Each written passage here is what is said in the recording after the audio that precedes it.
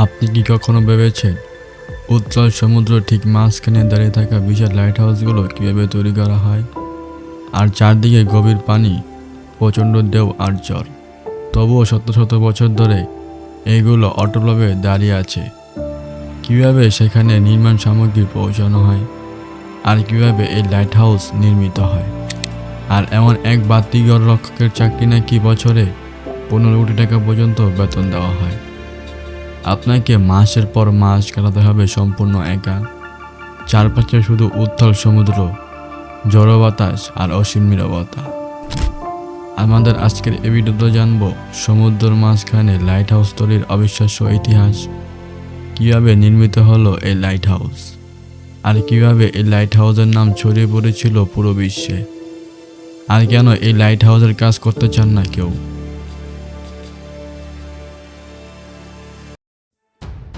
চারদিকে শুধু উত্তাল সমুদ্র, বিশাল বিশাল ঢেউ একের পর এক আছড়ে পড়ছে পাথরের ওপর। এমন ভয়ঙ্কর পরিবেশে শত শত বছর আগে মানুষ কিভাবে তৈরি করেছিল সমুদ্রের মাঝখানে দাঁড়িয়ে থাকা সেই বাতিঘর বা লাইট হাউস। সময়টা প্রায় 2300 বছর আগে। তখন মিশরের আলেকজান্দ্রিয়া ছিল পৃথিবীর অন্যতম ব্যস্ত বন্দর। প্রতিদিন শত শত বাণিজ্যিক জাহাজ এই বন্দরে আসতো। কিন্তু রাতের অন্ধকার এবং সমুদ্রের নিচে লুকিয়ে থাকা পাথরের কারণে অনেক জাহাজ দুর্ঘটনার শিকার হতো। ফলে দিনের পর দিন জাহাজ দুর্ঘটনার শিকার বাড়তে থাকে। এমন সমস্যার সমাধান করার জন্য মিশরের শাসক টলেমি প্রথম সোটার একটি বিশাল বাতিঘর নির্মাণের নির্দেশ দেন। তার লক্ষ্য ছিল সমুদ্রের পৃষ্ঠে আসা প্রতিটি জাহাজ যেন দূর থেকে নিরাপদে আলেকজান্দ্রিয়ার বন্দরের অবস্থান চিনতে পারে। তবে টলেমি প্রথম সোটার এই বিশাল প্রকল্প শেষ হওয়ার আগেই মারা যান। এরপর তার ছেলে টলেমি দ্বিতীয় ফিলাডেলফাস নির্মাণ কাজ চালিয়ে যান। এই সাধারণ লাইট হাউসের নকশা তৈরি করেছিলেন বিখ্যাত গ্রিস স্থপতি সোস্ট্রাটাস অফ নেডাস। তিনি এমনভাবে এটি ডিজাইন করেছিলেন যাতে বিশাল ঢেউ, প্রবল বাতাস এবং কঠিন আবহাওয়ার মধ্যেও এটি বছরের পর বছর অটলভাবে দাঁড়িয়ে থাকতে পারে। বাতিঘরটি নির্মিত হয়েছিল মিশরের উপকূলের কাছে ফরস দ্বীপে। সেই কারণে পরবর্তীতে অনেক ভাষায় লাইট হাউসকে ফরস নামেও ডাকা হতো।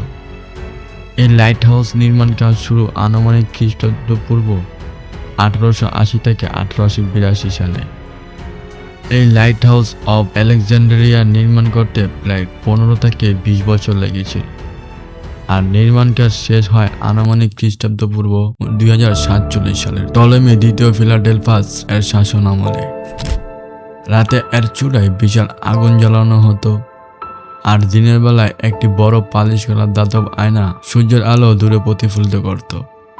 এর ফলে বহু কিলোমিটার দূর থেকে নাবিকরা বন্দরের অবস্থান দেখতে পেতেন এবং নিরাপদে যাতায়াত চালিয়ে যেতে পারতেন।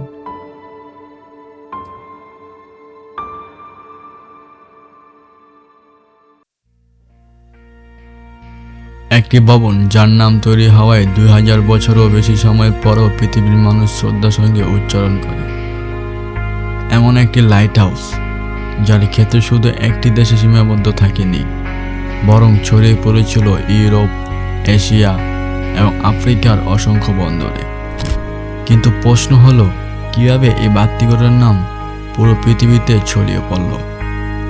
আলেকজান্দ্রিয়ার উপকূলের কাছে ফরস দ্বীপে নির্মিত বিশাল লাইট হাউসটি ছিল এতটাই উঁচু এবং দৃষ্টিনন্দী যে দূর থেকে আসা নাবিকেরা এটি দেখে বিস্মিত হয়ে যেতেন। এর চূড়ায় জ্বলতে থাকা আগুন আর দিনের বেলায় সূর্যের আলো প্রতিফলিত করা বিশাল আয়না অনেক দূর থেকে দেখা যেত। নিরাপদে বন্দরে পৌঁছানোর পর নাবিকরা নিজেদের দেশে ফিরে এই বিস্ময়ের স্থাপনা গল্প সবাইকে শোনাতেন। সেই সময় কোনো টেলিভিশন, ইন্টারনেট বা সামাজিক যোগাযোগ মাধ্যম ছিল না, তাই মানুষের মুখে মুখেই লাইট হাউসের কথা আস্তে আস্তে ছড়াতে থাকে।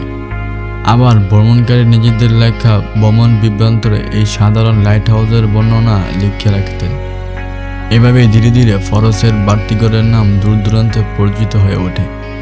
ফরসের লাইট হাউস শুধু নাবিকদের মুগ্ধ করেনি, এটি ইতিহাসবিদ এবং ভূগোলবিদদেরও বিস্মিত করেছিল। প্রাচীন গ্রিক ভূগোলবিদ স্ট্রাবো, রোমান লেখক প্লিনি দ্য এল্ডার, আরব ইতিহাসবিদ আল মাসুদি এবং বিখ্যাত ভ্রমণকারী ইবনে বতুতা তাদের লেখায় এই সাধারণ উপস্থাপনার কথা উল্লেখ করেছে। এই ভ্রমণ কাহিনী ও ইতিহাস বইয়ের মাধ্যমে ফরাসের লাইট হাউসের খ্যাতি এক দেশ থেকে আরেক দেশে ছড়িয়ে পড়ে। সময়ের সঙ্গে সঙ্গে ফরাসের লাইট হাউস এতটাই বিখ্যাত হয়ে ওঠে যে অনেকের ভাষায় ফরাস শব্দটি লাইট হাউসের সমার্থক শব্দ হিসেবেও ব্যবহৃত হতে শুরু করে। অর্থাৎ একটি দ্বীপের নাম ধীরে ধীরে পৃথিবীর বহু অঞ্চলে বাতিঘরের পরিচয়ে পরিণত হয়। ঐতিহাসিকভাবে এই লাইট হাউসের খ্যাতি মূলত ভূমধ্যসাগরীয় অঞ্চল, ইউরোপ, উত্তর আফ্রিকা এবং পশ্চিম এশিয়ার বাণিজ্য ও ভ্রমণের মাধ্যমে ছড়িয়ে পড়ে। পরে ইতিহাসে বইয়ের মাধ্যমে বিশ্বব্যাপী পরিচিতি লাভ করে। শতাব্দীর পর শতাব্দী ধরে অসংখ্য নাবিকের জীবন রক্ষা করেছিল এই লাইট হাউস। আর সময়ের সঙ্গে সঙ্গে এই লাইট হাউস পুরো বিশ্বে একটি নাম করে নেয়।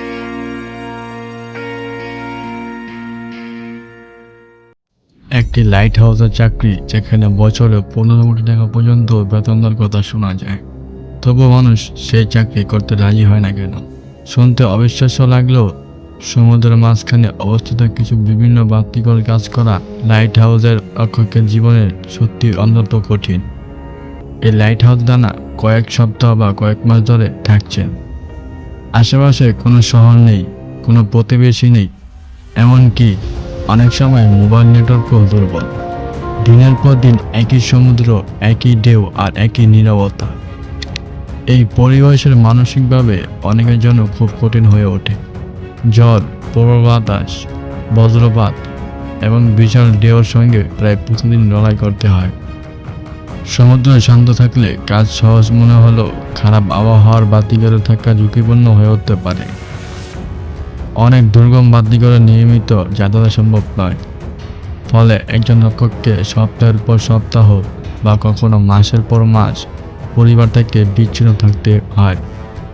একজন লাইট হাউস রক্ষকের কাজ শুধু আলো জ্বালিয়ে রাখা নয়, তাকে নিয়মিত বিদ্যুৎ ব্যবস্থা, ব্যাকআপ জেনারেটর, যোগাযোগ সমন্বয় এবং পুরো স্থাপনা নিরাপত্তা পরীক্ষা করতে হয়।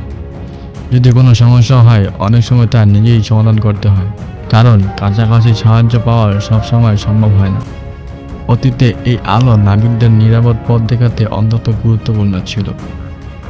এখন আধুনিক জিপিএস ব্যবস্থার যুগেও অনেক বাতিকেও নৌ নিরাপত্তার সহায়ক হিসেবে ব্যবহৃত হয়। তাই এই লাইট হাউস কাজের আসল মূল শুধু বেতন নয়, বরং সাহস, দায়িত্ব এবং আত্মত্যাগ। সবশেষে বলা যায়, একজন লাইট হাউস রক্ষকের কাজ শুধু একটি চাকরি নয়, একটি দায়িত্ব, ধৈর্য এবং সাহসের পরীক্ষা। অর্থ যতই হোক না কেন, সবার পক্ষে দিনের পর দিন বিচ্ছিন্ন পরিবেশ থেকে কঠিন আবহাওয়ার মধ্যে এমন দায়িত্ব পালন করা সম্ভব নয়। আজকের ভিডিও থেকে যদি নতুন কিছু জানতে পারেন, তাহলে ভিডিওটি অবশ্যই একটি লাইক করুন এবং আপনার মতামত কমেন্টে জানান।